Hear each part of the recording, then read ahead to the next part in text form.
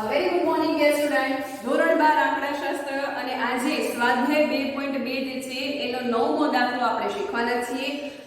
પ્રશ્ન જે છે દાખલાની રકમ જે છે તમે વાંચો. શું લખ્યું છે એમાં કે બે જુદા જુદા 6 શહેરના લોકોની માથાદીઠ આવક વાર્ષિક આવક રૂપિયામાં અને ભાવના સૂચકાંકની વિગતો આપેલી છે.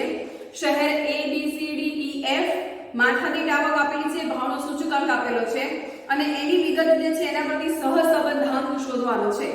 દાખલાની રકમમાં આપણે ક્યાંય કોઈ જગ્યાએ ક્રમ આપ્યો નથી, ક્રમ નથી આપ્યો અથવા તો ક્રમ પ્રમાણે કરો એવું નથી લખ્યું. ધેટ મીન્સ કે આ કાર્લ પિયર્સનની રીત પ્રમાણે આપણે ગણીશું.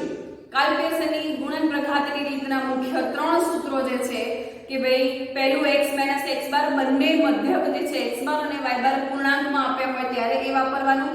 પછી તો કે xy વાળો તો કે જ્યારે મધ્યક જે છે અપૂર્ણાંકમાં મળે છે, x અને y ની કિંમત જે છે નાની હોય છે તો આપણે xy વાળું સૂત્ર વાપરીએ છીએ. ગયા વખતના દાખલો જે આપણે જોયો તેમાં uv વાળું સૂત્ર જે છે એ આપણે વાપર્યું હતું. ક્યારે વાપર્યું હતું? મધ્યક જે છે અપૂર્ણાંક મળે છે અને ચલ x અને ચલ y ની કિંમતો મોટી છે. અહીંયા તમને દેખાય છે કે જે માથાદીઠ આવક લીધી છે એ ચલ x લીધો છે, ભાવનો જે સૂચકાંક છે એ y લીધો છે. x અને y બંનેની કિંમતો અહીંયા કેવી આપેલી છે? મોટી આપી છે.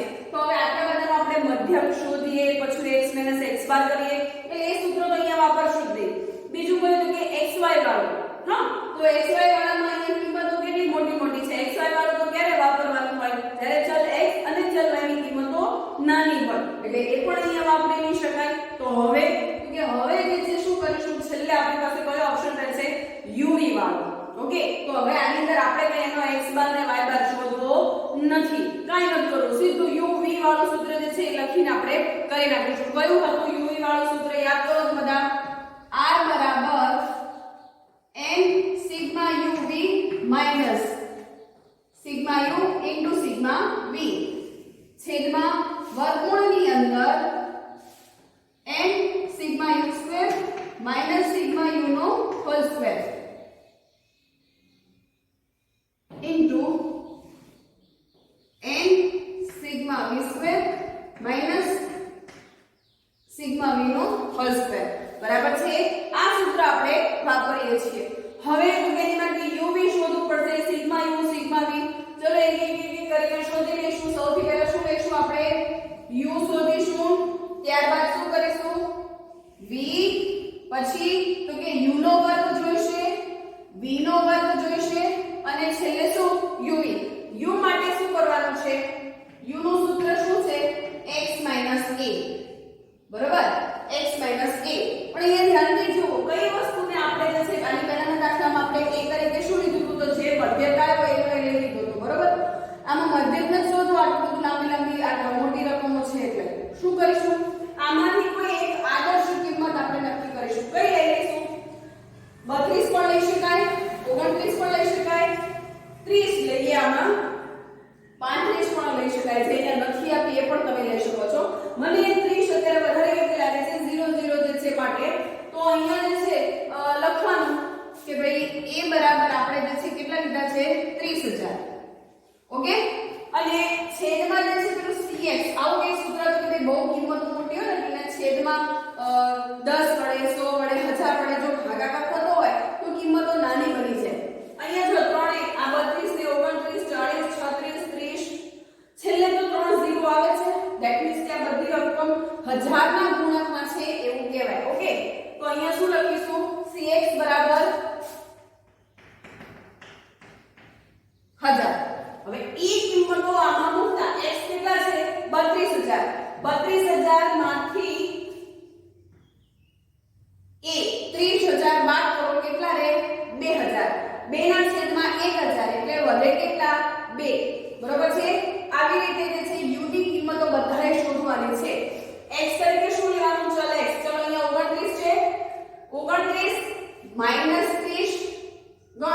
29000 માંથી 30000 બાદ કરો માઈનસ 1000, આમાં માઈનસ 1000. બરોબર? કેટલા વધે?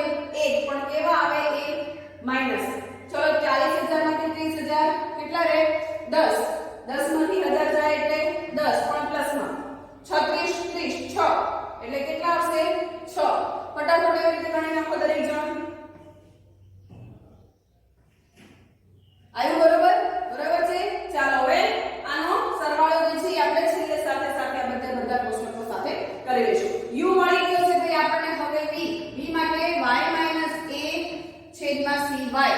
બરોબર છે? તો સોરી અહીંયા a ના બદલે b, એ તો આપણે અહીંયા લઈ લીધું છે એટલે b કરો. તો b તરીકે આપણે કઈ કિંમત મૂકીશું? વિચારો, b તરીકે જે છે અહીંયા કેટલા આપ્યા છે? ચલ y જે છે એની કિંમતો જોવાની. બધી જે છે મોટી મોટી છે, સૌથી ઉપર આપણે જે છે અહીંયા 180 લઈ શકીએ. તો અહીંયા મેં b તરીકે 180 લીધા છે. ઓકે, અને cy તો કે દરેક ને છે છેલ્લે 10 10 તો આવે છે, 0 0 જે છે દરેકમાં નીકળે છે, તો છેલ્લે આપણે 10 લઈ શકીએ. cy બરાબર 10. તો હવે રકમ જે છે એમાં મૂકો સૂત્રની અંદર. y કેટલા છે? 120. 120 માઈનસ 180 છેદમાં 100. સોરી 10 કેટલા થશે? -6. પછી 100 માઈનસ 180 છેદમાં 10 કેટલા થશે? 8. પણ કેવા? માઈનસ. 250 માઈનસ 180 છેદમાં 10 કેટલા થાય? 7. 180 માઈનસ 180 છેદમાં 10 કેટલા થશે? 0. 110 માઈનસ 180 છેદમાં 10 7. 220 માઈનસ 180 છેદમાં 10 કેટલા થાય? 4. હવે uv તો અહીંયા કરીશું u નો વર્ગ, v નો વર્ગ અને અહીંયા uv. ચલો u નો વર્ગ, 2 નો વર્ગ કેટલો થશે? 4. 1 નો 1, 10 નો 100, 6 નો 36, 0 નો 0, 9 નો 81, v નો તો કે 36, 8 નો 64, 7 49, 0 નો 0, 7 નો 49, 4 નો 16. ઓકે, uv માત્ર આ બે કોલમ જે છે ધ્યાનમાં લેવાના છે. 2 છંગ 12 પણ કેવા? માઈનસ. 8 એકા 8 પણ પ્લસ 8. શું કામ? કે માઈનસ માઈનસ શું થઈ જાય? પ્લસ થઈ જાય. પછી 10 ગુણ્યા 7 70, 6 ગુણ્યા 0 0, 0 ગુણ્યા -7 0, 9 ચોકા 36. હવે શું કરવાનું છે? હવે કેલ્ક્યુલેટરની મદદથી દરેકને આપણે શું કરીશું? સરવાળા કરીશું. ચલો ભાઈ લખવા માંડો ફટાફટ. u જે છે તો અહીંયા લખું છું હું સિગ્મા u બરાબર કેટલા આવે છે? Sigma u 26. દરેકને આવે છે ચેક કરજો સાથે સાથે. હવે v જે છે એ કેટલા આવે છે? સિગ્મા v બરાબર -10 આવે છે. જોઈ લો તો. હવે u નો વર્ગ કેટલો થાય છે? Sigma u square 222. ભાઈ જેને ના આવતા હોય જરા મને જાણ કરે. પછી v નો વર્ગ કેટલો થશે? સિગ્મા v સ્ક્વેર બરાબર 214. ઓકે, હવે uv આનો વર્ગ જે છે એ કરો કેટલો થશે? જે કે આ બધા સરવાળા કરીને આમાંથી -12 કરો એટલે મળી જશે સિગ્મા uv બરાબર 102. હવે તો કઈ કામ બાકી રહેતું નથી. સૂત્રની અંદર ફટાફટ બધી રકમો જે છે આપણે મૂકી દેવાની છે. n કેટલા આપ્યા છે? 1 2 3 4 5 અને 6. બરાબર? n બરાબર કેટલા છે? 6. તો સૂત્ર જે છે એ મૂકો 6 સિગ્મા uv કેટલા છે? 102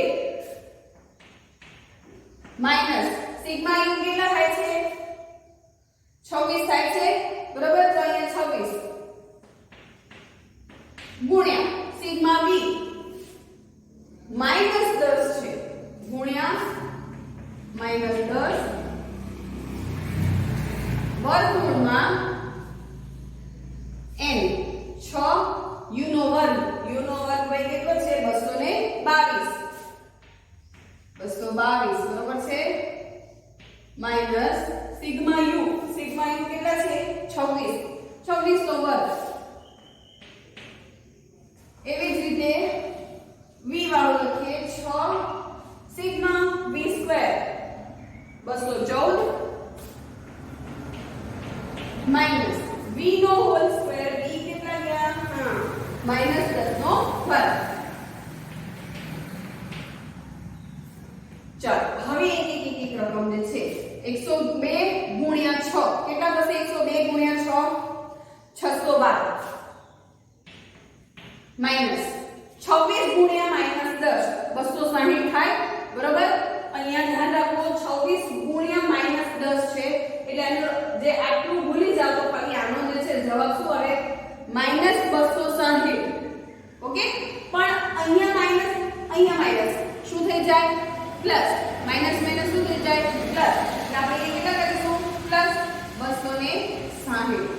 સમજાણું દરેકને?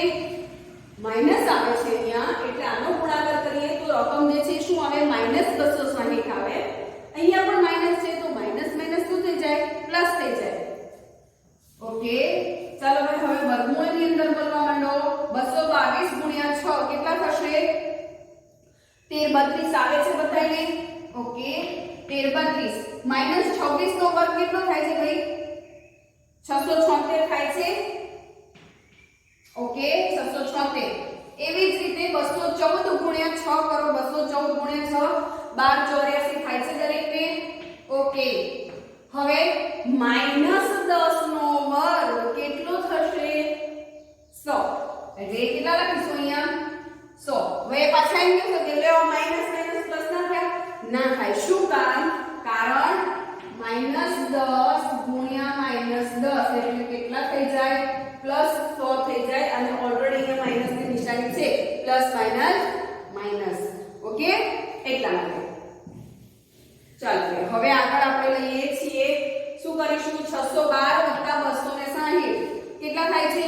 872. ઓકે, 872 છેદમાં બે આ વર્ગમૂળ દૂર કરો તો 1332 - 676 656 થયા. અને અહીંયા 1284 માંથી 100 જાય 1184 સાચું છે ભાઈ? ઓકે, ચાલો હવે શું કરીશું?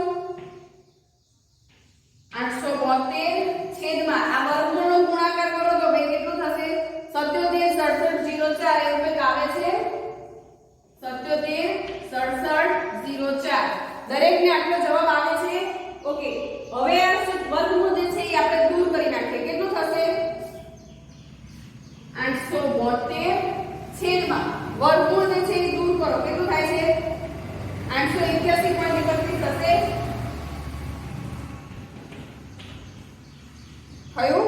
હવે સીધો ભાગાકાર જે છે એ કરી નાખો. કેટલો આવશે? 0.